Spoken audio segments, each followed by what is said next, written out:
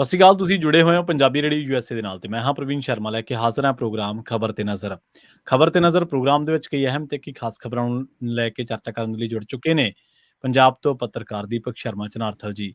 ਸ਼ਰਮਾ ਜੀ ਸਤਿ ਸ਼੍ਰੀ ਅਕਾਲ, ਸਵਾਗਤ ਹੈ ਜੀ ਪੰਜਾਬੀ ਰੇਡੀਓ ਯੂਐਸਏ ਤੇ। ਸਤਿ ਸ਼੍ਰੀ ਅਕਾਲ ਪ੍ਰਵੀਨ ਜੀ, ਸਾਰੇ ਦਰਸ਼ਕਾਂ ਨੂੰ ਸਰੋਤਿਆਂ ਨੂੰ ਪਿਆਰ ਭਰੀ ਸਤਿ ਸ਼੍ਰੀ ਅਕਾਲ ਜੀ। ਅੱਗੇ ਵਧਣ ਤੋਂ ਪਹਿਲਾਂ ਧੰਨਵਾਦ ਕਰਦੇ ਚੱਲੀਏ ਸਪਾਂਸਰਸ ਦਾ, ਜਿਹੜੇ ਜ਼ਰੀਆ ਬੰਦ ਨੇ ਇਹਨਾਂ ਪ੍ਰੋਗਰਾਮਾਂ ਨੂੰ ਤੁਹਾਡੇ ਤੱਕ ਪਹੁੰਚਾਉਣ ਦੇ ਲਈ। ਖਾਲਸਾ ਇੰਸ਼ੋਰੈਂਸ ਏਜੰਸੀ ਵਾਲੇ, ਜਿਨ੍ਹਾਂ ਤੋਂ ਤੁਸੀਂ ਹਰ ਤਰੀਕੇ ਦੀ ਇੰਸ਼ੋਰੈਂਸ ਲੈ ਸਕਦੇ ਹੋ। ਇੰਸ਼ੋਰੈਂਸ ਬਾਰੇ ਪਤਾ ਕਰਨ ਦੇ ਲਈ ਇਹਨਾਂ ਦਾ ਨੰਬਰ ਹੈ 468-272-2500। ਇਹ 1992 ਤੋਂ ਲਗਾਤਾਰ ਇੰਸ਼ੋਰੈਂਸ ਬਿਜ਼ਨਸ ਦੇ ਵਿੱਚ ਸ਼ਾਨਦਾਰ ਸੇਵਾਵਾਂ ਦੇ ਰਹੇ ਨੇ ਤੇ ਅਮਰੀਕਾ ਭਰ ਦੇ ਵਿੱਚ ਇੰਸ਼ੋਰੈਂਸ ਕਰਦੇ ਨੇ। ਓਬਾਮਾ ਕੇਅਰ, ਮੈਡੀਕੇਅਰ ਜਾਂ ਫਿਰ ਕਵਰਡ ਕੈਲੀਫੋਰਨੀਆ ਬਾਬਤ ਪਾਲਿਸੀ ਕਰਵਾਉਣ ਦੇ ਲਈ, ਸਲਾਹ ਲੈਣ ਦੇ ਲਈ ਅੱਜ ਹੀ ਕਾਲ ਕਰੋ 468-272-2500 ਤੇ।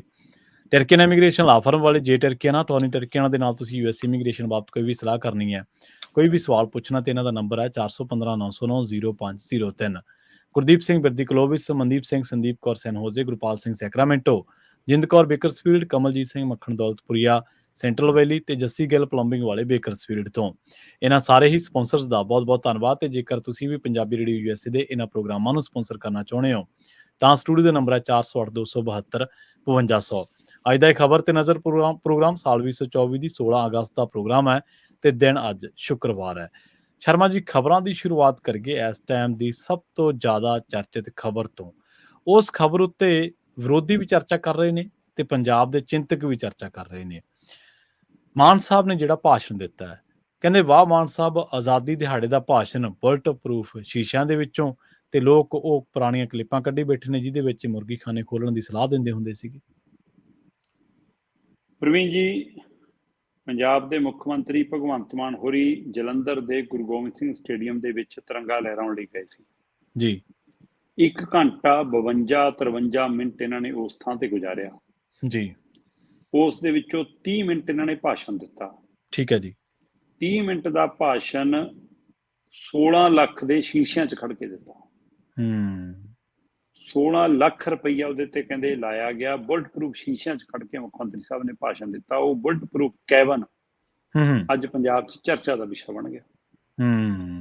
ਕੀ ਮੁੱਖ ਮੰਤਰੀ ਸਾਹਿਬ ਨੂੰ ਸਿਰਫ ਫੀਲਿੰਗ ਚੱਕਣ ਦਾ ਸੀਗਾ ਕਿ ਹਾਂ ਵੀ ਕਿਸੇ ਸਮੇਂ ਲਾਲ ਕਿਲੇ ਤੇ ਇਹੋ ਜਿਹੇ ਐ ਸ਼ੀਸ਼ੇ ਜਿਹੇ ਲਾ ਕੇ ਭਾਸ਼ਣ ਦਿੰਦੇ ਹੁੰਦੇ ਸੀ, ਉਹੀ ਜੀ ਫੀਲਿੰਗ ਲੈਣੀ ਸੀ, ਜਾਂ ਸੱਚਮੁੱਚ ਪੰਜਾਬ ਦੀ ਸਥਿਤੀ ਇਹ ਹੋ ਗਈ ਹੈ ਕਿ ਪੰਜਾਬ ਨੂੰ ਬੁਲਟ ਪ੍ਰੂਫ ਸ਼ੀਸ਼ਿਆਂ 'ਚ ਰੱਖਣ ਦੀ ਲੋੜ ਪੈਗੀ? ਸਹੀ। ਫਿਰ ਇਕੱਲੇ ਮੁੱਖ ਮੰਤਰੀ ਲਈ ਬੁਲਟ ਪ੍ਰੂਫ ਸ਼ੀਸ਼ੇ ਕਿਉਂ? ਬਾਕੀਆਂ ਦੀ ਜਾਨ ਮਾਲ ਦੀ ਰਾਖੀ ਕਿਹਨੇ ਕਰਨੀ ਹੈ? ਜੇ ਆਪਣੀ ਜਾਨ ਮਾਲ ਦੀ ਉਹ ਰਾਖੀ ਕਰਨੀ ਹੈ ਮੁੱਖ ਮੰਤਰੀ ਨੇ, ਪੰਜਾਬ ਤੋਂ ਅਸੀਂ ਲਵਾਰਸ ਛੱਡਤਾ। ਪ੍ਰਵੀਨ ਜੀ, ਪੰਜਾਬੀ 'ਚ ਕਹਾਵਤ ਆ ਕਿ ਹੱਥਾਂ ਨਾਲ ਦਿੱਤੀਆਂ ਮੂੰਹ ਨਾਲ ਖੁੱਲਣੀਆਂ ਪੈਂਦੀਆਂ। ਹੈਗੀ ਹੈ, ਬਿਲਕੁਲ ਸਹੀ। ਪਰ ਮੁੱਖ ਮੰਤਰੀ ਸਾਹਿਬ, ਤੁਸੀਂ ਹੀ ਕਹਿੰਦੇ ਹੁੰਦੇ ਸੀ ਕਬੱਡੀ ਦੇ ਖੇਡ ਮੈਦਾਨਾਂ 'ਚ ਕਿ ਘੂੰ ਘੂੰ ਕਰਦੀਆਂ ਲਾਲ ਬੱਤੀ ਵਾਲੀਆਂ ਗੱਡੀਆਂ ਆਉਂਦੀਆਂ ਐ ਹੂਟਰ ਮਾਰਦੀਆਂ ਆਉਂਦੀਆਂ ਡਰਾਉਣੀਆਂ, ਹੈਨਾ, ਕਿ ਜੇ ਇੰਨਾ ਹੀ ਡਰ ਲੱਗਦਾ ਹੈ ਫਿਰ ਭਾਈ ਮੁਰਗੀ ਖਾਨੇ ਖੋਲ ਲਓ। ਅੱਜ ਜਿਨ੍ਹਾਂ ਲਈ ਤੁਸੀਂ ਕਹਿੰਦੇ ਸੀ, ਅੱਜ ਉਹਨਾਂ ਨੂੰ ਬੋਲਣ ਦਾ ਮੌਕਾ ਦਿੱਤਾ ਤੁਸੀਂ। ਜੀ ਸਹੀ, ਬਿਲਕੁਲ। ਮਤਲਬ ਕਾਂਗਰਸ ਨੇ ਵੀ ਹਮਲਾ ਕੀਤਾ, ਅਕਾਲੀ ਦਲ ਨੇ ਵੀ ਹਮਲਾ ਕੀਤਾ। ਸ਼੍ਰੋਮਣੀ ਅਕਾਲੀ ਦਲ ਬਾਦਲ ਵੱਲੋਂ, ਜਿਹੜਾ ਸੁਖਬੀਰ ਬਾਦਲ ਲਈ ਖੁਦ ਸੋਸ਼ਲ ਮੀਡੀਆ ਤੇ ਕਾਫੀ ਸੁਖਬੀਰ ਬਾਦਲ ਟ੍ਰੋਲ ਕੀਤਾ ਜਾਂਦਾ ਗੱਪ ਮਾਰਨ ਦੇ ਹਵਾਲੇ ਨਾਲ, ਉਹਨਾਂ ਨੇ ਇਸ ਤੰਜ ਨਾਲ, ਉਸ ਅਕਾਲੀ ਦਲ ਨੇ ਤੰਜ ਕੱਸਿਆ ਸੋਸ਼ਲ ਮੀਡੀਆ ਤੇ, ਕਹਿੰਦੇ ਜੀ ਬੁਲਟ ਪ੍ਰੂਫ ਸ਼ੀਸ਼ਿਆਂ 'ਚ ਖੜ ਕੇ ਗੱਪ ਸੁਣਾਉਣ ਵਾਲੇ ਪੰਜਾਬ ਦੇ ਪਹਿਲੇ ਮੁੱਖ ਮੰਤਰੀ। ਠੀਕ ਹੈ, ਅੱਛਾ। ਉਹਨਾਂ ਨੇ ਇਹ ਸ਼ਬਦ ਵਰਤਿਆ, ਕਹਿੰਦੇ ਜੀ ਭਗਵੰਤ ਮਾਨ ਆਜ਼ਾਦੀ ਦਿਹਾੜੇ ਮੌਕੇ ਬੁਲਟ ਪ੍ਰੂਫ ਸ਼ੀਸ਼ੇ 'ਚ ਗੱਪ ਸੁਣਾਉਣ ਵਾਲੇ ਪੰਜਾਬ ਦੇ ਪਹਿਲੇ ਮੁੱਖ ਮੰਤਰੀ ਬਣ ਗਏ ਹਨ। ਪਿਛਲੇ ਵਕਤ ਵਿੱਚ ਤੰਜ ਕੱਸਦੇ ਹੁੰਦੇ ਸੀ ਕਿ ਜੇਕਰ ਚੰਗੇ ਕੰਮ ਕੀਤੇ ਨੇ ਤਾਂ ਡਰਨਾ ਨਹੀਂ ਪੈਂਦਾ। ਕੀ ਹੁਣ 2.5 ਸਾਲਾਂ 'ਚ ਡਰ ਲੱਗਣ ਦਾ ਕਾਰਨ ਇਹ ਹੈ ਕਿ ਚੰਗੇ ਕੰਮ ਨਹੀਂ ਕੀਤੇ? ਇਸੇ ਤਰ੍ਹਾਂ ਪ੍ਰਗਟ ਸਿੰਘ ਹੋਰਾਂ ਨੇ, ਕਾਂਗਰਸੀ MLA ਨੇ, ਉਹਨਾਂ ਨੇ ਵੀ ਸੋਸ਼ਲ ਮੀਡੀਆ ਤੇ ਤੰਜ ਕੱਸਿਆ। ਉਹ ਕਹਿੰਦੇ ਜੀ ਰੈਲੀਆਂ 'ਚ ਰੋਜ਼ ਭਾਸ਼ਣ ਦੇਣ ਵਾਲੇ ਮੁੱਖ ਮੰਤਰੀ ਭਗਵੰਤ ਮਾਨ ਆਜ਼ਾਦੀ ਦਿਹਾੜੇ ਮੌਕੇ ਬੁਲਟ ਪ੍ਰੂਫ ਸਟੇਜ ਦੇ ਜ਼ਰੀਏ ਦੇਸ਼ ਭਰ 'ਚ ਕੀ ਸੁਨੇਹਾ ਦੇਣਾ ਚਾਹੁੰਦੇ ਨੇ ਕਿ ਪੰਜਾਬ ਸੁਰੱਖਿਅਤ ਹੈ। 70 ਸਾਲਾਂ 'ਚ ਇਹ ਬਦਲਾਅ ਪਹਿਲੀ ਵਾਰ ਹੋਇਆ। ਇਸੇ ਤਰ੍ਹਾਂ ਸੁਖਵਿੰਦਰ ਕੋਟਲੀ ਨੇ ਸੋਸ਼ਲ ਮੀਡੀਆ ਤੇ ਪਾਇਆ, ਪਹਿਲੀ ਵਾਰ ਪੰਜਾਬ 'ਚ ਕਿਸੇ ਮੁੱਖ ਮੰਤਰੀ ਨੂੰ ਆਜ਼ਾਦੀ ਦਿਹਾੜੇ ਮੌਕੇ ਤੇ ਬੁਲਟ ਪ੍ਰੂਫ ਕੈਬਨ 'ਚ ਭਾਸ਼ਣ ਦਿੰਦਿਆਂ ਦੇਖ ਰਿਹਾ।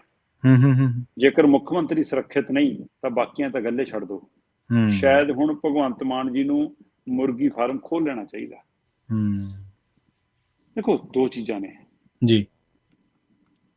ਜਾਂ ਤਾਂ ਮੁੱਖ ਮੰਤਰੀ ਭਗਵੰਤ ਮਾਨ ਹੋਰੀ ਹੁਣ ਇਹ ਕਹਿ ਕੇ ਪੱਲਾ ਛਡਾਉਣਗੇ ਕਿ ਜੀ ਕਿ ਏਜੰਸੀਆਂ ਨੂੰ ਇਨਪੁਟ ਸੀ, ਮੈਨੂੰ ਜੀ ਪੰਨੂ ਵੱਲੋਂ ਧਮਕੀਆਂ ਆਈਆਂ ਵੀ ਸੀ ਜੀ, ਹੈ ਨਾ, ਤੇ ਇਸ ਲਈ ਜੀ ਏਜੰਸੀਆਂ ਨੇ ਇਹ ਸਾਰਾ ਕੀਤਾ ਜੀ, ਮੈਨੂੰ ਤਾਂ ਪਤਾ ਹੀ ਨਹੀਂ ਸੀ। ਜੇ ਨਹੀਂ ਪਤਾ ਸੀ ਤੇ ਤਾਂ ਵੀ ਤੁਸੀਂ ਆਜ਼ਾਦੀ ਦਿਹਾੜਾ ਮਨਾ ਰਹੇ ਹੋ ਤੇ ਤੁਸੀਂ ਕਹਿੰਦੇ ਹੋ ਕਿ ਪੰਜਾਬ ਦੇ ਵਿੱਚ ਕੋਈ ਇਹੋ ਜਿਹਾ ਮਸਲਾ ਨਹੀਂ ਹੈਗਾ, ਅਮਨ ਕਾਨੂੰਨ ਦੀ ਸਥਿਤੀ ਸਹੀ ਆ, ਫਿਰ ਮੈਂ ਖੋਲ ਕੇ ਬਾਹਰ ਆ ਕੇ ਖੜ ਜਾਂਦੇ। ਤੁਸੀਂ ਤਾਂ ਸਟੇਜਾਂ ਕੀਤੀਆਂ ਹੀ ਨੇ, ਪਤਾ ਹੀ ਹੈ ਤੁਹਾਨੂੰ, ਉੱਥੇ ਲੱਗਿਆ ਰਹਿੰਦਾ ਸਿਸਟਮ। ਜੀ ਜੀ ਬਿਲਕੁਲ ਬਿਲਕੁਲ। ਤੁਸੀਂ ਮੈਕ ਦੀ ਤਾਰ ਨਵੀਂ ਲਵਾ ਲੈਂਦੇ, ਹੈ ਨਾ, ਹੈਲੋ ਹੈਲੋ ਕਰਕੇ ਉਂਗਲ ਮਾਰ ਕੇ ਚੈੱਕ ਕਰਨਾ ਸੀ, ਤੁਹਾਨੂੰ ਤਾਂ ਤਜਰਬਾ। ਬਿਲਕੁਲ ਬਿਲਕੁਲ। ਤੇ ਪਰ ਤੁਸੀਂ ਉਸ ਕੈਬਨ 'ਚ ਖੜ ਕੇ 30 ਮਿੰਟ ਭਾਸ਼ਣ ਦਿੱਤਾ, ਮਤਲਬ ਆਜ਼ਾਦੀ ਦੀਆਂ ਗੱਲਾਂ ਤੇ ਸ਼ੀਸ਼ਿਆਂ 'ਚ ਕੈਦ ਹੋ ਕੇ, ਉਹ ਵੀ ਬੁਲਟ ਪ੍ਰੂਫ। ਜੀ ਬਿਲਕੁਲ ਸਹੀ ਹੈ ਨਾ, ਇਹ ਦੋਏ ਗੱਲਾਂ ਇੱਕ ਦੂਏ ਦੇ ਪੂਰਕ ਨੇ। ਹਾਂਜੀ ਹਾਂਜੀ ਬਿਲਕੁਲ ਉਲਟ ਨੇ, ਮਤਲਬ ਉਲਟ ਖੜੀਆਂ ਨੇ। ਸੋ ਇਹ ਆਪਣੇ ਆਪ 'ਚ ਸਵਾਲ ਹੈ ਕਿ ਇਹ ਸਥਿਤੀ ਬਣੀ ਕਿਉਂ ਗਈ। ਮਤਲਬ ਇਹਦਾ ਮਤਲਬ ਤੁਸੀਂ ਇਹ ਕਹਿ ਤਾ ਕਿ ਭਾਈ ਪੰਜਾਬ ਹੁਣ ਸੁਰੱਖਿਅਤ ਨਹੀਂ ਹੈ, ਜਾਂ ਸੁਰੱਖਿਅਤ ਨਹੀਂ ਹੈ, ਜਾਂ ਤੋਂ ਸੁਰੱਖਿਅਤ ਰੱਖ ਨਹੀਂ ਹੋ ਰਿਹਾ। ਜੀ ਬਿਲਕੁਲ। ਮੁੱਖ ਮੰਤਰੀ ਵੀ ਤੁਸੀਂ ਹੋ ਤੇ ਪੰਜਾਬ ਦੇ ਗ੍ਰਹਿ ਮੰਤਰੀ ਵੀ ਤੁਸੀਂ ਹੋ। ਉਹਦੇ ਬਾਵਜੂਦ ਜੇਕਰ ਇਹ ਸਥਿਤੀ ਆ ਤਾਂ ਇਹ ਵੱਡਾ ਸਵਾਲ ਹੈ। ਤੇ ਫਿਰ 16 ਲੱਖ ਵੀ ਪੰਜਾਬ ਦਾ ਟੰਗ ਤਾ। ਜੀ ਬਿਲਕੁਲ। ਇਹਨੇ ਬੜੀ ਚਰਚਾ ਛੇੜਤੀ ਆ, ਔਰ ਆਮ ਆਦਮੀ ਪਾਰਟੀ, ਉਹਦੀ ਸਰਕਾਰ, ਉਹਨਾਂ ਦੇ ਲੀਡਰਸ਼ਿਪ, ਉਹ ਵੀ ਇਸ ਮਸਲੇ ਦੇ ਸੰਬੰਧਿਤ ਸਵਾਲ ਤੋਂ ਮੂੰਹ ਲੁਕਾਉਂਦੇ ਫਿਰ ਰਹੇ ਨੇ। ਉਹ ਵੀ ਮੀਡੀਆ 'ਚ ਜਵਾਬ ਨਹੀਂ ਦੇਣਾ ਚਾਹੁੰਦੇ। ਮੈਨੂੰ ਲੱਗਦਾ ਇਸ ਮਸਲੇ ਤੇ ਟਿੱਪਣੀ ਮੁੱਖ ਮੰਤਰੀ ਸਾਹਿਬ ਦੀ ਵੀ ਨਹੀਂ ਆਉਣੀ। ਪਰ ਮੈਨੂੰ ਤਾਂ ਫਿਕਰ ਹੁਣ ਜਿਮਨੀ ਚੋਣ ਦਾ। ਜੀ ਸਾਨੂੰ ਜਿਮਨੀ ਚੋਣਾਂ 'ਚ ਰੋਡ ਸ਼ੋਅ ਫਿਰ ਕਿਵੇਂ ਕਰਨਗੇ? ਬੁਲਟ ਪ੍ਰੂਫ ਗੱਡੀ ਦੇ ਅੰਦਰੋਂ ਹੀ, ਉੱਥੇ ਬਾਹਰ ਨਾ ਨਿਕਲਿਓ। ਮਤਲਬ ਇਹ ਏਰੀਆ ਨੋ ਫਲਾਈ ਜ਼ੋਨ ਤੇ ਨੋ ਡਰੋਨ ਜ਼ੋਨ ਐਲਾਨਿਆ ਵਾ ਸੀਗਾ। ਅੱਛਾ, ਠੀਕ ਹੈ ਨਾ। ਇਹਦਾ ਮਤਲਬ ਮੈਂ ਕਹਿੰਦਾ ਕੋਈ ਵੀ ਮਸਲਾ ਹੋਵੇ, ਪਰ ਆ ਬੁਲਟ ਪ੍ਰੂਫ ਸ਼ੀਸ਼ਿਆਂ ਵਾਲੀ ਫੋਟੋ ਨੇ ਪੰਜਾਬ ਵਾਸੀਆਂ ਦੇ ਮਨਾਂ 'ਚ ਇੱਕ ਨਵਾਂ ਡਰ ਵੀ ਪੈਦਾ ਕਰਤਾ, ਇੱਕ ਖੌਫ ਵੀ ਪੈਦਾ ਕਰਤਾ, ਇੱਕ ਸਵਾਲ ਵੀ ਪੈਦਾ ਕਰਤਾ। ਤੇ ਮੁੱਖ ਮੰਤਰੀ ਸਾਹਿਬ ਨੇ ਆਪਣੇ ਲਈ ਉਹ ਸਵਾਲ ਵੀ, ਤੀਰ ਵੀ ਖੜੇ ਕਰਾ ਲਏ, ਜਿਹੜੇ ਸਵਾਲ ਤੁਸੀਂ ਕਦੇ ਵਿਰੋਧੀਆਂ ਕੰਨੀ ਕਰਦੇ ਸੀ, ਦੂਸਰੇ ਲੀਡਰਾਂ ਕੰਨੀ ਕਰਦੇ ਸੀ, ਕਿ ਹੁਣ ਮੁਰਗੀਖਾਨੇ ਖੋਲਣੇ ਪੈਣਗੇ ਫਿਰ। ਜੀ। ਔਰ ਆਪਾਂ ਅਕਸਰ ਹੀ ਖਬਰਾਂ ਦੇ ਵਿੱਚ ਚਰਚਾ ਕਰਦੇ ਰਹਿੰਦੇ ਹਾਂ ਸ਼ਰਮਾ ਜੀ, ਕਿ ਇੱਕ ਸਰਕਾਰਾਂ ਦਾ ਨਾ ਹਰ ਕੰਮ ਕੋਈ ਨਾ ਕੋਈ ਪ੍ਰਭਾਵ ਛੱਡਦਾ। ਇਹ ਜਿਹੜਾ ਤੁਸੀਂ ਪ੍ਰਭਾਵ ਛੱਡਿਆ ਬੁਲਟ ਪ੍ਰੂਫ ਸ਼ੀਸ਼ੇ ਦੇ ਵਿੱਚ ਭਾਸ਼ਣ ਦੇ ਕੇ, ਇਹਦਾ ਮਤਲਬ ਇਹ ਹੈ ਕਿ ਪੰਜਾਬ ਅਸਥਿਰ ਹੈ, ਤੇ ਇਹਦਾ ਇਸ ਨੈਰੇਟਿਵ ਦਾ ਲਾਹਾ ਕੇਂਦਰ ਵੀ ਲੈਂਦਾ। ਜਦੋਂ ਆਪਾਂ ਕਦੇ ਪੰਜਾਬ ਦਾ ਬਾਰਡਰ ਖੋਲ੍ਹਣ ਦੀ ਗੱਲ ਕਰਦੇ ਹਾਂ, ਜਾਂ ਆਪਾਂ ਪੰਜਾਬ ਦੇ ਹੋਰ ਮਾਮਲਿਆਂ ਦੀ ਗੱਲ ਕਰਦੇ ਹਾਂ, ਉਹ ਕਹਿੰਦੇ ਨਾ ਨਾ ਨਾ ਨਾ, ਪਾਕਿਸਤਾਨ ਤੋਂ ਉੱਧਰੋਂ ਤਾਂ ਡਰੋਨ ਆਈ ਜਾਂਦੇ, ਉੱਧਰੋਂ ਤਾਂ ਆਹ ਕੁਛ ਹੋ ਰਿਹਾ। ਪ੍ਰਵੀਨ ਜੀ, ਕੱਲਾ ਕੇਂਦਰ ਜਾਂ ਇਹ ਧਿਰਾਂ ਹੀ ਫਾਇਦਾ ਨਹੀਂ ਲੈਂਦੀਆਂ। ਸ਼ਰਾਰਤੀ ਧਿਰਾਂ ਨੂੰ ਤੁਸੀਂ ਹੌਸਲਾ ਦੇ ਰਹੇ ਹੋ। ਹੌਸਲਾ ਦੇ ਰਹੇ ਹੋ, ਬਿਲਕੁਲ, ਆਪ ਡਰ ਕੇ। ਜੀ ਸਹੀ ਸਹੀ, ਬਿਲਕੁਲ ਸਹੀ, ਬਿਲਕੁਲ ਸਹੀ। ਜੀ, ਉਹਨਾਂ ਨੂੰ ਇਹ ਲੱਗ ਰਿਹਾ ਕਿ ਸਾਤੋਂ ਡਰਨ ਲੱਗ ਗਏ। ਉਹਨਾਂ ਦੇ ਹੌਸਲੇ ਦੇ ਨਾਲ ਵੱਧਦੇ ਨੇ, ਤੇ ਉਹਦਾ ਨੁਕਸਾਨ ਆਮ ਜਨਤਾ ਨੂੰ ਕਈ ਵਾਰ ਚੁੱਕਣਾ ਪੈ ਜਾਂਦਾ, ਫਿਰ ਚੁੱਕਣਾ ਪੈ ਜਾਂਦਾ। ਬਿਲਕੁਲ ਸਹੀ ਹੈ। ਤੇ ਅਗਲੀ ਗੱਲ ਕਰ ਲਈਏ ਮਾਨ ਸਾਹਿਬ ਦੀ ਸਰਕਾਰ ਦੀ। ਕੋਈ ਕਹਿੰਦੇ 2.5 ਸਾਲਾਂ ਦੇ ਵਿੱਚ ਜਵਾਨੀ ਹੱਥੋਂ ਸਰਿੰਜਾਂ ਖੋਹ ਕੇ ਟਿਫਨ ਫੜਾਏ ਨਹੀਂ ਗਏ ਜੀ। ਪ੍ਰਵੀਨ ਜੀ, ਇਸੇ ਆਜ਼ਾਦੀ ਦਿਹਾੜੇ ਦੇ ਸਮਾਗਮ ਮੌਕੇ ਮੁੱਖ ਮੰਤਰੀ ਸਾਹਿਬ ਉਹਨਾਂ ਨੇ ਕਈ ਗੱਲਾਂ ਕੀਤੀਆਂ। ਉਹਨਾਂ ਨੇ ਕਿਹਾ ਕਿ ਪੰਜਾਬ 'ਚ ਸੋਸ਼ਲ ਬੌਂਡਿੰਗ ਬਹੁਤ ਮਜ਼ਬੂਤ ਹੋ ਗਈ ਜਿੱਦਣ ਦੀ ਸਾਡੀ ਸਰਕਾਰ ਆਈ ਆ, ਹੈ ਨਾ। ਇਸੇ ਸਮਾਗਮ 'ਚ ਉਹਨਾਂ ਨੇ ਕਿਹਾ ਕਿ ਅਸੀਂ ਬਿਜਲੀ ਵੇਚ ਕੇ ਕਰੋੜਾਂ ਕਮਾ ਰਹੇ ਹਾਂ, ਬਿਜਲੀ ਸਰਪਲਸ ਹੋ ਗਈ, ਹੈ ਨਾ। ਇਸੇ ਆਜ਼ਾਦੀ ਦਿਹਾੜੇ 'ਚ ਉਹਨਾਂ ਨੇ ਪੁਲਿਸ ਭਰਤੀ ਦੀਆਂ ਗੱਲਾਂ ਕੀਤੀਆਂ, ਸੜਕ ਸੁਰੱਖਿਆ ਫੋਰਸ ਵਾਲੇ ਵੱਲ ਨੇ ਕਿਹਾ ਕਿ ਦੂਏ ਸੂਬੇ ਸਾਨੂੰ ਪੁੱਛਦੇ ਨੇ ਕਿ ਕਿਵੇਂ ਕਰਦੇ ਹੋ। ਇਸੇ ਆਜ਼ਾਦੀ ਦਿਹਾੜੇ ਦੇ ਸਮਾਗਮ ਦੌਰਾਨ ਆਪਣੇ ਭਾਸ਼ਣ 'ਚ ਉਹਨਾਂ ਨੇ ਨਸ਼ਿਆਂ ਨੂੰ ਲੈ ਕੇ ਕੁਝ ਅੰਕੜੇ ਰੱਖੇ। ਠੀਕ ਹੈ ਜੀ, ਕੋਈ ਵੱਖਰੀ ਗੱਲ ਨਹੀਂ। ਕੈਪਟਨ ਹੋਰੀ ਜਿਹੜੇ 4 ਹਫ਼ਤਿਆਂ 'ਚ ਨਸ਼ਾ ਮੁਕਾਉਣ ਦੀ ਗੱਲਾਂ ਕਰਦੇ ਸੀ, ਉਹ 4 ਸਾਲ ਬਾਅਦ ਕਹਿ ਰਹੇ ਸੀ ਲੈ ਇੰਨੇ ਗ੍ਰਿਫਤਾਰ ਕਰ ਲਏ, ਇੰਨੇ ਫੜ ਲਏ, ਇੰਨੇ ਪਰਚੇ ਹੋ ਗਏ, ਲੱਕ ਤੋੜਤਾ ਦਿੱਤਾ, ਹੋਰ ਕੀ ਕਰ ਲਈਏ। ਤੇ ਬਾਦਲ ਜਾਂ ਉਹਨਾਂ ਦੀ ਪਾਰਟੀ ਦੇ ਲੀਡਰਾਂ ਤੇ ਜਿਨ੍ਹਾਂ ਦੇ ਸਵਾਲ ਤੱਕ ਉੱਠੇ, ਉਹ ਕਹਿੰਦਾ ਸੀ ਸਾਡੇ ਟਾਈਮ ਤਾਂ ਕੋਈ ਨਸ਼ਾ ਨਹੀਂ। ਤੇ ਇਹ ਵੀ ਰੈਲੀਆਂ ਵੀ ਕਰ ਚੁੱਕੇ ਨੇ, ਸਾਈਕਲ ਯਾਤਰਾ ਵੀ ਕਰ ਚੁੱਕੇ ਨੇ, ਸਮਾਗਮ ਵੀ ਕਰ ਚੁੱਕੇ ਨੇ, ਨਸ਼ਾ ਤਾਂ ਮੁੱਕ ਗਿਆ।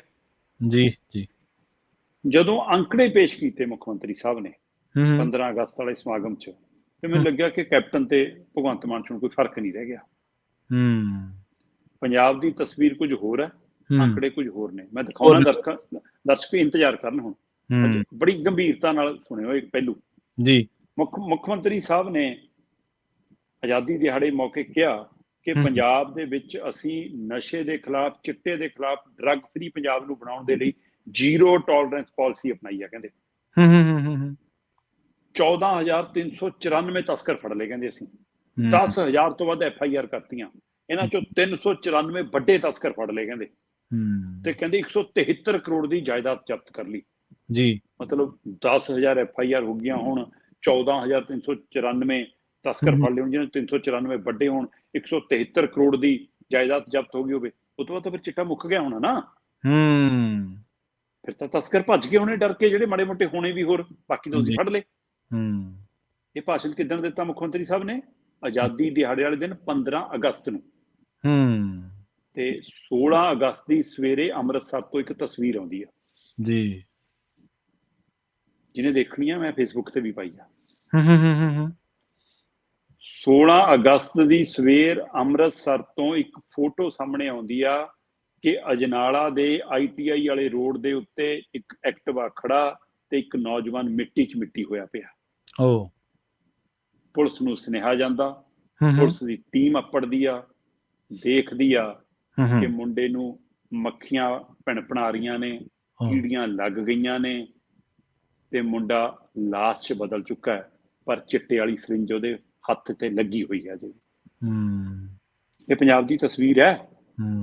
ਆਜ਼ਾਦੀ ਦਿਹਾੜੇ ਮੌਕੇ, ਆਜ਼ਾਦੀ ਦਿਹਾੜੇ ਤੋਂ ਅਗਲੇ ਦਿਨ ਮੁੱਖ ਮੰਤਰੀ ਸਾਹਿਬ, ਆਜ਼ਾਦੀ ਦਿਹਾੜੇ ਤੇ ਤੁਸੀਂ ਪੰਜਾਬ ਨੂੰ ਕਹਿ ਰਹੇ ਹੋ ਕਿ ਡਰੱਗ ਫ੍ਰੀ, ਤੇ ਅਗਲੀ ਸਵੇਰ ਚਿੱਟੇ ਦੀ ਮਾਰ ਅਜਿਹੀ ਪੈਂਦੀ ਹੈ, ਇਸ ਨਸ਼ੇ ਦੀ ਮਾਰ ਅਜਿਹੀ ਪੈਂਦੀ ਹੈ, ਇੰਨਾ ਜ਼ਹਿਰੀ, ਇੰਨਾ ਘਟੀਆ, ਇੰਨਾ ਮਤਲਬ ਓਵਰ, ਕਿ ਉਹ ਮੁੰਡੇ ਨੂੰ ਨਸ਼ਾ ਲੈਣ ਤੋਂ ਬਾਅਦ ਸਰਿੰਜ ਕੱਢਣ ਦਾ ਵੀ ਵਕਤ ਨਹੀਂ ਮਿਲਿਆ, ਮੌਤ ਨੇ ਆ ਦੱਬਿਆ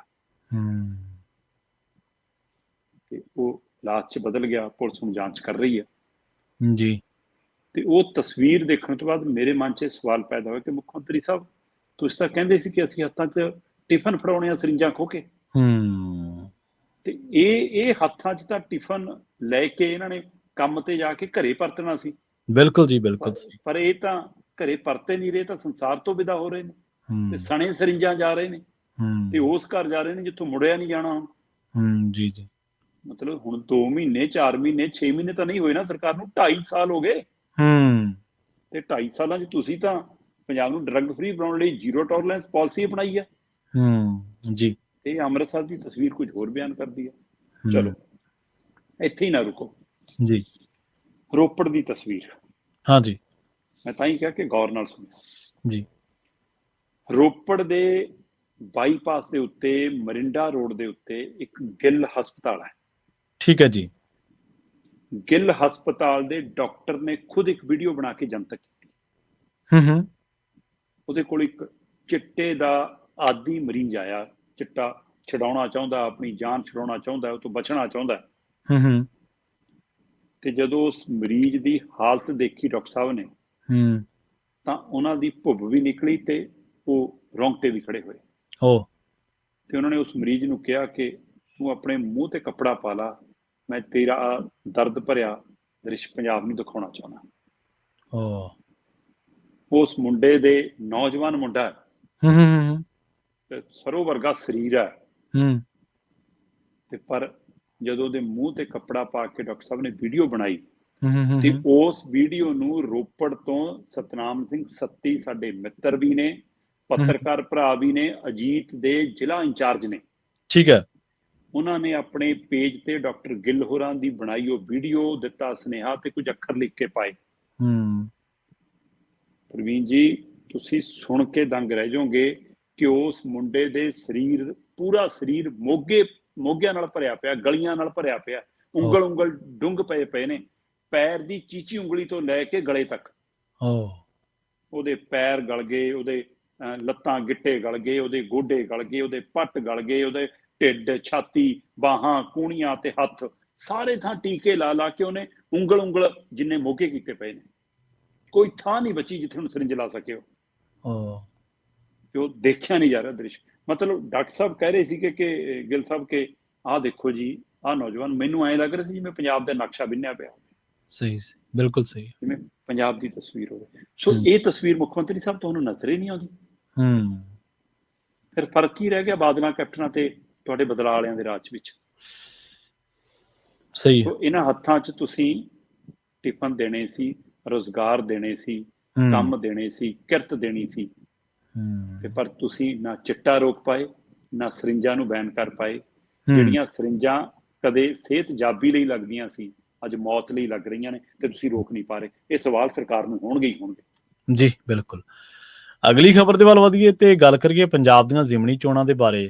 ਸ਼ਰਮਾ ਜੀ, ਹਰਿਆਣਾ ਦੀਆਂ ਚੋਣਾਂ ਦਾ ਐਲਾਨ ਤਾਂ ਹੋ ਗਿਆ, ਪਰ ਪੰਜਾਬ ਦੀਆਂ ਜ਼ਿਮਨੀ ਚੋਣਾਂ ਦਾ ਐਲਾਨ ਨਹੀਂ ਹੋਇਆ ਜੀ। ਸ਼ਾਇਦ ਚੋਣ ਕਮਿਸ਼ਨ ਭੁੱਲ ਗਿਆ, ਹਾਂਜੀ। ਜਾਂ ਉਹਨਾਂ ਨੂੰ ਪਤਾ ਸੀ ਕਿ ਪੰਜਾਬ ਦੀਆਂ ਪਾਰਟੀਆਂ ਤਿਆਰੀ ਕਰ ਰਹੀਆਂ, ਸਰਕਾਰ ਤਾਂ ਕੈਬਨਿਟ 'ਚ ਵੀ ਵਿਚਾਰ ਰਹੀ ਆ, ਤੇ ਧਰੀ ਧਰੇ ਦੇਖੋ, ਮੁੱਖ ਮੰਤਰੀ ਸਾਹਿਬ ਹੋਰਾਂ ਨੇ ਆਪਣੀ ਕੈਬਨਿਟ ਦੇ ਵਿੱਚ ਉਸ ਨੂੰ ਕਾਗਜ਼ੀ ਪੱਤਰੀ ਦਸਤਾਵੇਜ਼ੀ ਲਿਆਉਣ ਦੀ ਬਜਾਏ ਮੂੰਹ ਜ਼ਬਾਨੀ ਜਿਹੜੀ ਗੱਲ ਕੀਤੀ, ਆਪਾਂ ਉਹਦੀ ਗੱਲ ਕਰਕੇ ਹਟਿਆ ਜੀ ਜੀ। ਕਿ ਉਹਨਾਂ ਨੇ ਆਪਣੇ ਮੰਤਰੀਆਂ ਸੰਤਰੀਆਂ ਨੂੰ ਕਿਹਾ ਵੀ ਕਿ ਹਰਿਆਣੇ ਦੀਆਂ ਚੋਣਾਂ ਅਕਤੂਬਰ 'ਚ ਹੋਣੀਆਂ, ਤੇ ਅਕਤੂਬਰ 'ਚ ਆਪਣੀਆਂ ਪੰਜਾਬ ਦੀਆਂ ਜ਼ਿਮਨੀ ਚੋਣਾਂ ਹੋਣੀਆਂ। ਆਪਾਂ ਪਹਿਲਾਂ 4 ਜ਼ਿਮਨੀ ਚੋਣਾਂ ਕਰਾਵਾਂਗੇ, ਫਿਰ ਆਪਾਂ ਨਵੰਬਰ ਦੇ ਵਿੱਚ ਪੰਚਾਇਤੀ ਚੋਣਾਂ ਨਗਰ ਨਿਗਮ ਕਰਾਵਾਂਗੇ। ਬਿਲਕੁਲ ਜੀ, ਚੋਣ ਕਮਿਸ਼ਨ ਨੇ ਅਕਤੂਬਰ 'ਚ ਐਲਾਨੀਆਂ ਹਰਿਆਣੇ ਦੀਆਂ ਚੋਣਾਂ, 1 ਅਕਤੂਬਰ ਨੂੰ ਵੋਟਾਂ ਜੀ। ਮੁੱਖ ਮੰਤਰੀ ਸਾਹਿਬ ਨੇ ਇਹਦੇ ਹਿਸਾਬ ਨਾਲ ਤਿਆਰੀ ਕਰ ਲਈ ਸੀ, ਪਰ ਅਗਲਿਆਂ ਨੇ ਜ਼ਿਮਨੀ ਚੋਣਾਂ ਐਲਾਨੀਆਂ ਹੀ ਨਹੀਂ। ਇੱਕ ਪਾਸੇ ਜੰਮੂ ਕਸ਼ਮੀਰ ਹੈ, ਜਿੱਥੇ ਧਾਰਾ 370 ਹਟਣ ਤੋਂ ਬਾਅਦ, ਚੂਟੀ ਵੰਡ ਤੋਂ ਬਾਅਦ, ਸੀਟਾਂ 'ਚ ਬਦਲਾਅ ਹੋਣ ਤੋਂ ਬਾਅਦ 90 ਸੀਟਾਂ ਦੇ ਆਧਾਰ ਤੇ ਪਹਿਲੀ ਵਾਰ ਚੋਣ ਹੋਣ ਜਾ ਰਹੀ ਹੈ। ਤੇ ਉੱਥੇ 3 ਪੜਾਵਾਂ 'ਚ ਚੋਣ ਹੋਣੀ ਆ। ਪਹਿਲਾ ਪੜਾਅ 18 ਸਤੰਬਰ ਨੂੰ ਹੈ, ਜਦੋਂ 24 ਸੀਟਾਂ ਤੇ ਪੋਲਿੰਗ ਹੋਏਗੀ। ਦੂਸਰਾ ਪੜਾਅ 25 ਸਤੰਬਰ ਨੂੰ ਹੈ, ਜਦੋਂ ਜੰਮੂ ਕਸ਼ਮੀਰ 'ਚ 26 ਸੀਟਾਂ ਤੇ ਵੋਟਾਂ ਪੈਣਗੀਆਂ। ਤੀਸਰਾ ਤੇ ਆਖਰੀ ਪੜਾਅ 1 ਅਕਤੂਬਰ ਨੂੰ ਹੈ, ਜਦੋਂ 40 ਸੀਟਾਂ ਤੇ ਵੋਟਾਂ ਪੈਣਗੀਆਂ। ਤੇ ਉਸੇ 1 ਅਕਤੂਬਰ ਨੂੰ ਹਰਿਆਣੇ ਦੀਆਂ 90 ਸੀਟਾਂ ਤੇ ਇੱਕੋ ਗੇੜ 'ਚ ਪੋਲਿੰਗ ਹੋਏਗੀ, ਵੋਟਾਂ ਪੈਣਗੀਆਂ। ਹਰਿਆਣਾ ਤੇ ਜੰਮੂ ਕਸ਼ਮੀਰ ਦੀਆਂ ਵੋਟਾਂ ਦਾ ਐਲਾਨ ਵੀ ਹੋ ਗਿਆ, ਤੇ ਨਤੀਜੇ ਵੀ 4 ਅਕਤੂਬਰ ਨੂੰ ਆ ਜਾਣੇ ਇਕੱਠੇ। ਪਰ ਮਹਾਰਾਸ਼ਟਰ ਦੀ ਚੋਣ ਤੇ ਝਾਰਖੰਡ ਦੀ ਚੋਣ ਨਹੀਂ ਐਲਾਨੀ, ਠੀਕ ਹੈ, ਕਿਉਂਕਿ ਉਹਨਾਂ ਦਾ ਟਰਮ ਨਵੰਬਰ ਦੇ ਨੇੜੇ ਜਾ ਕੇ ਨਿਬੜਦਾ। ਇਸ ਲਈ ਹੋ ਸਕਦਾ ਕਿ ਨਵੰਬਰ ਦੇ ਹਵਾਲੇ ਨਾਲ ਇਹਨਾਂ ਚੋਣਾਂ ਦੇ ਕੁਝ ਹਫ਼ਤਿਆਂ ਬਾਅਦ ਐਲਾਨ ਹੋ ਜਾਵੇ, ਹੈ ਨਾ, ਇਹਦੀ ਚੱਲਦੀ ਪ੍ਰਕਿਰਿਆ 'ਚ ਐਲਾਨ ਹੋ ਜਾਵੇ। ਜਾਂ ਬੀਜੇਪੀ ਦੀ ਰਣਨੀਤੀ ਹੋਵੇ ਕਿ ਪਹਿਲਾਂ ਪੂਰਾ ਜ਼ੋਰ ਹਰਿਆਣੇ ਚਲਾਉਣਾ, ਫਿਰ ਮਹਾਰਾਸ਼ਟਰ ਕੰਨੀ ਦੇਖਾਂਗੇ, ਇਕੱਠੀਆਂ ਚੋਣਾਂ ਤੇ ਪ੍ਰਚਾਰ ਤੇ ਅਸਰ ਪੈਂਦਾ ਜੀ। ਪਰ ਇਹ ਸਾਰੀ ਪ੍ਰਕਿਰਿਆ ਦੇ ਦਰਮਿਆਨ ਭਾਰਤ ਦੇ ਵਿੱਚ 30 ਅਜਿਹੀਆਂ ਸੀਟਾਂ ਸੀ ਜਿਹੜੇ MLA MP ਬਣ ਕੇ ਗਏ ਨੇ।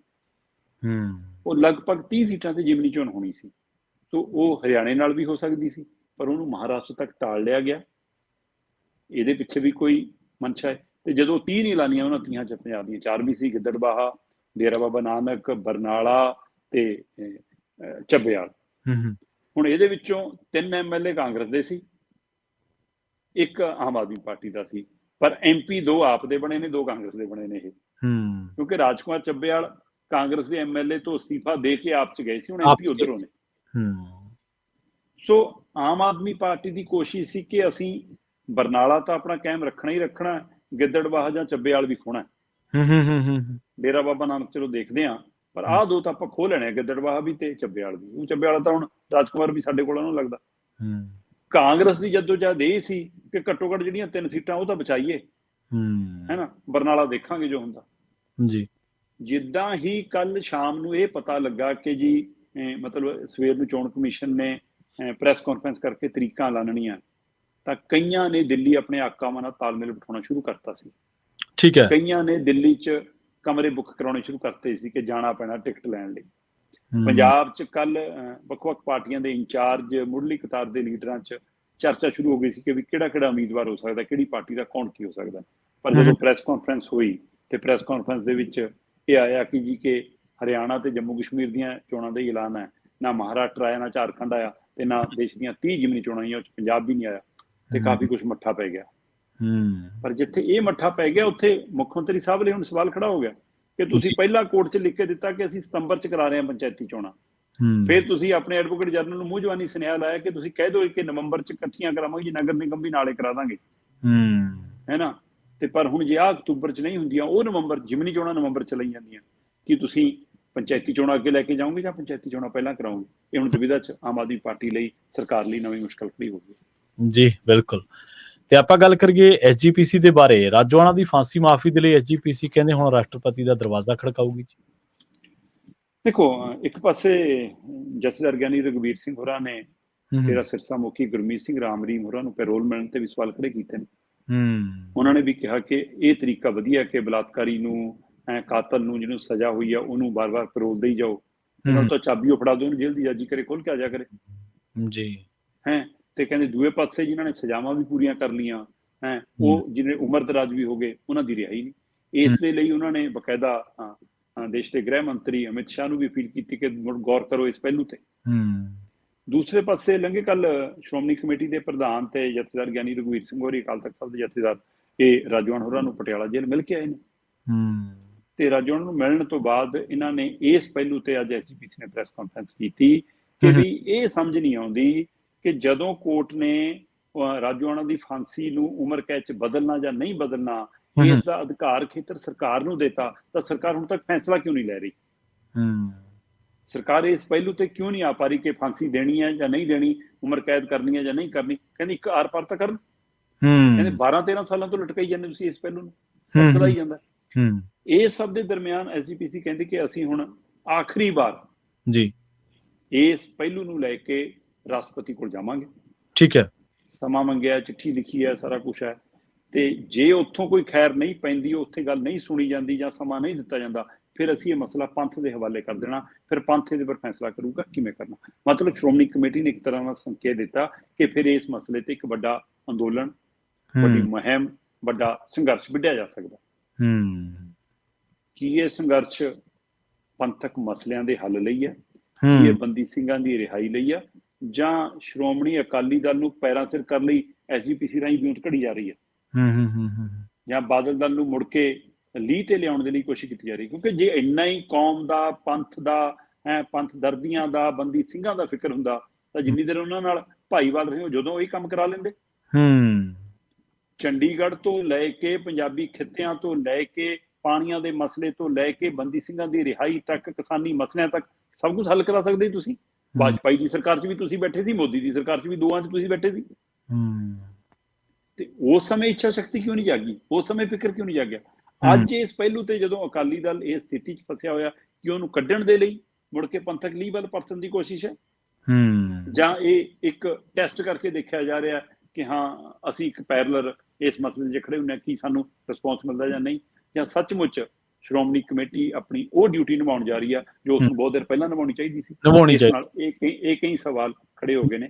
ਪਰ ਹੁਣ ਦੇਖਦੇ ਹਾਂ ਜੀ ਕਿ ਰਾਸ਼ਟਰਪਤੀ ਦਰ ਤੱਕ ਜਦੋਂ ਜਾਂਦੇ ਨੇ ਉੱਥੋਂ ਕਿਹੋ ਜਿਹਾ ਸੁਨੇਹਾ ਮਿਲਦਾ, ਉਸ ਤੋਂ ਬਾਅਦ ਅਗਲਾ ਪ੍ਰੋਗਰਾਮ ਕੀ ਦਿੰਦੇ ਨੇ।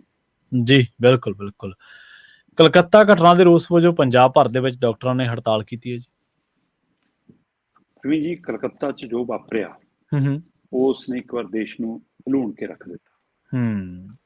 ਇੱਕ ਵਾਰ ਫਿਰ ਕਿੰਨਾ ਕੁਛ ਦੇਸ਼ ਨੂੰ ਯਾਦ ਆਇਆ, ਦਿੱਲੀ ਦਾ ਉਹ ਬੱਸ ਦੇ ਵਿੱਚ ਵਾਪਰਿਆ ਹੈ ਨਾ, ਉਹ ਸਾਰਾ ਕਾਂਡ, ਉਸੇ ਤਰ੍ਹਾਂ ਦਾ ਇੱਕ ਵਹਿਸ਼ੀਪਣਾ। ਮਤਲਬ ਬੰਦਾ ਕਿਸ ਹੱਦ ਤੱਕ ਬਸ਼ਰਮ ਤੇ ਵਹਿਸ਼ੀ ਹੋ ਸਕਦਾ ਹੈ ਨਾ, ਬੇਰਹਿਮ ਹੋ ਸਕਦਾ ਹੈ, ਉਹ ਉਸ ਦਾ ਇਹ ਘਟਨਾ ਨੇ ਇੱਕ ਵਾਰ ਫਿਰ ਚਿਤਰਨ ਕੀਤਾ। ਜੀ ਮਤਲਬ ਉਸ ਬੱਚੀ ਦੀ ਮਾਂ ਕਹਿੰਦੀ ਮੈਨੂੰ ਨਹੀਂ ਪਤਾ ਕੀ ਹੋਇਆ, ਪਰ ਹੁਣ ਜੋ ਹੋ ਗਿਆ ਉਸ ਤੋਂ ਬਾਅਦ ਇਨਸਾਫ ਤਾਂ ਦੇ ਦਿਓ ਉਸ ਧੀ ਨੂੰ। ਜੀ ਬਿਲਕੁਲ। ਬੇਸ਼ੱਕ ਪੁਲਿਸ ਕਹਿੰਦੀ ਹੈ ਕਿ ਅਸੀਂ ਸੰਜੇ ਨਾਂ ਦਾ ਇੱਕ ਬੰਦਾ ਫੜ ਲਿਆ ਹੈ ਨਾ, ਉਹ ਬੰਦੇ ਦੀ ਕਹਿੰਦੇ ਬੇਸ਼ੱਕ ਉਹ ਹਸਪਤਾਲ ਦਾ ਕਰਮਚਾਰੀ ਨਹੀਂ ਹੈ, ਪਰ ਜਾਣਕਾਰੀ ਮਿਲੀ ਕਿ ਉਹਦੀ ਹਸਪਤਾਲ 'ਚ ਪੂਰੀ ਅਪਰੋਚ ਪਹੁੰਚ ਹੈ, ਹਰ ਵਿਭਾਗ 'ਚ ਚੰਗੀ ਤਾਕਤ ਰੱਖਦਾ। ਉਹਨੂੰ 14 ਦਿਨਾਂ ਦੇ ਪੁਲਿਸ ਰਿਮਾਂਡ ਤੇ ਵੀ ਭੇਜ ਦਿੱਤਾ ਗਿਆ। ਪਰ ਚਾਹੇ ਡਾਕਟਰੀ ਪੇਸ਼ੇ ਨਾਲ ਉਸ ਕਲਕੱਤੇ ਦੇ ਬੱਚੇ ਹੋਣ, ਚਾਹੇ ਪੱਛਮੀ ਬੰਗਾਲ ਦੇ ਹੋਣ, ਚਾਹੇ ਦੇਸ਼ ਭਰ ਦੇ ਹੋਣ, ਡਾਕਟਰੀ ਖਿੱਤੇ ਨਾਲ ਜਿਹੜਾ ਵੀ ਵਿਅਕਤੀ ਸੰਬੰਧਿਤ ਹੈ, ਹੁਣ ਉਹ ਖੁੱਲ੍ਹ ਕੇ ਸੜਕ ਤੇ ਆ ਗਿਆ। ਜੀ। ਤੇ ਆਮ ਵਰਗ ਦਾ ਵੀ ਉਹਨਾਂ ਨੂੰ ਸਮਰਥਨ ਮਿਲ ਰਿਹਾ, ਸੰਵੇਦਨਸ਼ੀਲ ਧਿਰਾਂ ਦਾ ਵੀ ਉਹਨਾਂ ਨੂੰ ਸਮਰਥਨ ਮਿਲ ਰਿਹਾ, ਸਮਾਜਿਕ ਸੰਗਠਨਾਂ ਦਾ ਵੀ ਸਮਰਥਨ ਮਿਲ ਰਿਹਾ। ਸੋ ਅੱਜ ਦੇਸ਼ ਭਰ ਦੇ ਵਿੱਚ ਡਾਕਟਰਾਂ ਨੇ ਹੜਤਾਲ ਕੀਤੀ, ਜਿਹਦਾ ਅਸਰ ਬੇਸ਼ੱਕ OPD ਤੇ ਵੀ ਪਿਆ, ਡਾਕਟਰੀ ਕੰਮਕਾਰ ਤੇ ਵੀ ਪਿਆ, ਮਰੀਜ਼ਾਂ ਨੂੰ ਵੀ ਮਰੀਜ਼ਾਂ ਨੂੰ ਮੁੜ ਕੇ ਵੀ ਜਾਣਾ ਪਿਆ। ਪਰ ਜਦੋਂ ਇਹ ਘਟਨਾ ਦਾ ਜ਼ਿਕਰ ਆਉਂਦਾ ਸੀ ਤਾਂ ਉਹ ਸਾਰੇ ਡਾਕਟਰਾਂ ਨੂੰ ਸਮਰਥਨ ਕਰ ਰਹੇ ਸੀ। ਅੱਜ ਚਾਹੇ ਉਹ ਭੋਪਾਲ ਦਾ ਏਮਜ਼ ਹੋਵੇ, ਚਾਹੇ ਉਹ ਦਿੱਲੀ ਦਾ ਏਮਜ਼ ਹੋਵੇ, ਚਾਹੇ ਚੰਡੀਗੜ੍ਹ ਦੀ PGI ਹੋਵੇ, ਚਾਹੇ ਪਟਿਆਲੇ ਦਾ ਰਜਿੰਦਰਾ ਹਸਪਤਾਲ ਹੋਵੇ, ਚਾਹੇ ਲੁਧਿਆਣੇ ਦੇ ਹਸਪਤਾਲ ਹੋਣ, ਇੱਥੋਂ ਤੱਕ ਕਿ ਪੰਜਾਬ ਦੇ ਮਹੱਲਾ ਕਲੀਨਿਕ ਦੇ ਡਾਕਟਰਾਂ ਨੇ ਵੀ, ਸਟਾਫ ਨੇ ਵੀ ਅੱਜ ਹੜਤਾਲ ਕੀਤੀ। ਤੇ ਭਾਰਤ ਦੇ ਜਿਹੜੀ ਇੰਡੀਅਨ ਮੈਡੀਕਲ ਐਸੋਸੀਏਸ਼ਨ ਆ, ਉਹਨੇ ਕਿਹਾ ਕਿ ਜੇਕਰ ਸਰਕਾਰ, ਪ੍ਰਸ਼ਾਸਨ, ਪੁਲਿਸ ਬਾਕੀ ਦੋਸ਼ੀਆਂ ਨੂੰ ਵੀ ਨਹੀਂ ਫੜਦੀ ਨਹੀਂ, ਫਿਰ ਅਸੀਂ 24 ਘੰਟਿਆਂ ਲਈ ਜਾਂ ਲਗਾਤਾਰ ਵਾਲੀ ਹੜਤਾਲ ਤੇ ਵੀ ਜਾ ਸਕਦੇ ਹਾਂ। ਤੇ ਇੱਧਰ ਕੁਝ ਧਿਰਾਂ ਮਮਤਾ ਬੈਨਰਜੀ ਨੂੰ ਇਸ ਮਸਲੇ ਤੇ ਘੇਰ ਰਹੀਆਂ ਨੇ। ਮਮਤਾ ਬੈਨਰਜੀ CBI ਨੂੰ ਅਲਟੀਮੇਟਮ ਦੇ ਰਹੀ ਹੈ ਨਾ, ਤੇ ਇਹ ਕਿਤੇ ਨਾ ਕਿਤੇ ਇਸ ਮਸਲੇ ਤੇ ਦਿੱਲੀ ਤੋਂ ਲੈ ਕੇ ਕਲਕੱਤੇ ਤੱਕ ਇੱਕ ਰਾਜਨੀਤੀ ਵੀ ਸ਼ੁਰੂ ਹੋ ਗਈ ਹੈ। ਮਤਲਬ ਦੇਰ ਨਹੀਂ ਲਾਉਂਦੇ ਨਾ ਅਸੀਂ, ਉਹ ਪਾਤਰ ਸਾਹਿਬ ਦੀਆਂ ਉਹ 17 ਕੇ ਜਦ ਤੱਕ ਉਹ ਲਾਸ਼ਾਂ ਗਿਣਦੇ ਨੇ ਆਪਾਂ ਵੋਟਾਂ ਗਿਣ ਲਈਏ, ਹੈ ਨਾ, ਇਹ ਜਦੇ ਉਹਦੇ ਤੇ ਵੋਟਾਂ ਦੀ ਰਾਜਨੀਤੀ ਸ਼ੁਰੂ ਕਰ ਦਿੰਦੇ ਨੇ। ਸੋ ਉਹ ਵੀ ਉਸ ਪਹਿਲੂ ਤੇ ਸ਼ੁਰੂ ਹੋ ਗਈ ਆ। ਪਰ ਸਮੁੱਚੇ ਦੇਸ਼ ਦੇ ਵਿੱਚ ਡਾਕਟਰਾਂ ਨਾਲ ਸੰਬੰਧਿਤ ਬਾਕੀ ਸਾਰਾ ਅਮਲਾ ਫਾਲਾ ਲਗਭਗ ਸੜਕਾਂ ਤੇ ਉਤਰਨ ਲਈ ਮਜਬੂਰ ਹੋਇਆ, ਕਿਉਂਕਿ ਇਸ ਘਟਨਾ ਨੇ ਮਾਪਿਆਂ ਦੇ ਮਨਾਂ 'ਚ, ਬਾਹਰ ਅੰਦਰ ਰਹਿੰਦੇ ਬੱਚਿਆਂ ਦੇ, ਚਾਹੇ ਉਹ ਕਿਸੇ ਵੀ ਕਿੱਤੇ ਨਾਲ ਸੰਬੰਧਿਤ ਨੇ, ਹੈ ਨਾ, ਉਹਨਾਂ ਦੇ ਮਨਾਂ 'ਚ ਇੱਕ ਨਵਾਂ ਫਿਰ ਡਰ ਤੇ ਫਿਕਰ ਪੈਦਾ ਕਰ ਦਿੱਤਾ। ਸੋ ਇਸ ਲਈ ਇਸ ਘਟਨਾ ਤੋਂ ਬਾਅਦ ਡਾਕਟਰਾਂ ਦੀ ਹੜਤਾਲ ਸੀ, ਜਿਸ 'ਚ ਪੰਜਾਬ ਵੀ ਖੁੱਲ੍ਹ ਕੇ ਨਾਲ ਸੀਗਾ। ਜੀ ਜੀ, ਬਿਲਕੁਲ। ਸ਼ਰਮਾ ਜੀ, ਇਹਨਾਂ ਖਾਸ ਖਬਰਾਂ ਤੇ ਖਾਸ ਜਾਣਕਾਰੀਆਂ ਦੇ ਲਈ ਤੁਹਾਡਾ ਬਹੁਤ ਬਹੁਤ ਧੰਨਵਾਦ ਜੀ। ਬਹੁਤ ਸ਼ੁਕਰੀਆ ਜੀ। ਪ੍ਰੋਗਰਾਮ ਖਬਰ ਤੇ ਨਜ਼ਰ ਨੂੰ ਆਪਾਂ ਇੱਥੇ ਹੀ ਸਮਾਪਤ ਕਰਾਂਗੇ। ਤੁਹਾਡਾ ਸਾਰਿਆਂ ਦਾ ਵੀ ਬਹੁਤ ਧੰਨਵਾਦ। ਸਤਿ ਸ਼੍ਰੀ ਅਕਾਲ। ਜੁੜੇ ਰਹੋ ਪੰਜਾਬੀ